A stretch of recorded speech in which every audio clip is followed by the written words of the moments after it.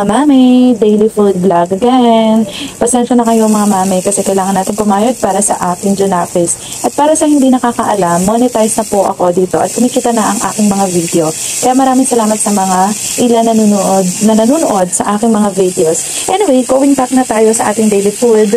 Ang lulutuin natin ngayon ay adobong pusit na merong puso ng saging. Siyempre, nag-start tayo sa paggisa ng bawang sibuyas, tapos nilagyan ko na din siya ng kamatis, tapos nilagyan ko ng konting toyo, and then nilagay ko na itong puso ng saging. So, palalambutin lang natin itong mabuti, tapos hindi natin kailangan lagyan ng tubig kasi nagtutubig siya. So, kaya tinakpan ko na siya, tapos pinalambot ko lang ng pinalambot na mabuti. So, nung medyo okay na siya, ilalagay ko na tong sabaw ng adobong pusit. Yes, mga mami, ang ating lulutuing pusit ay yung nasa lata. So, nilagay ko na nga yung sabaw niya, kaya sabi ko wag na lagyan ng tubig, diba? Anyway, may lasa na yung sabaw na yan, pero syempre, titimplahan pa rin natin.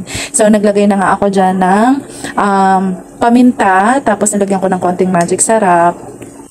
Naglagay din ako ng asukal para manamis-namis siya. So, pinakulo ko nga lang siya ng pinakulo para mabawasan din yung sabaw niya at para lumambot na mabuti kasi medyo matigas ang puso ng saging. Kaya kailangan natin pakuluan na mabuti yan.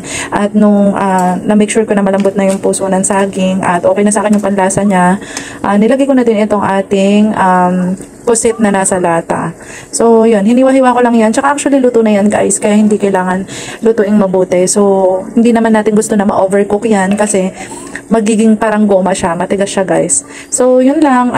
Pinakulang ko pa to ng konti. And then, okay na siya. Luto na ang ating adobong pusit na merong puso ng saging. Masarap din to, guys, kung meron sanang gata. Kaso, wala akong Coco Mama for today's video. Kaya kung ano lang meron sa ating kitchen, yun lang ang ating niluluto. Yun lamang, guys. Maraming salamat sa panonood. Bye!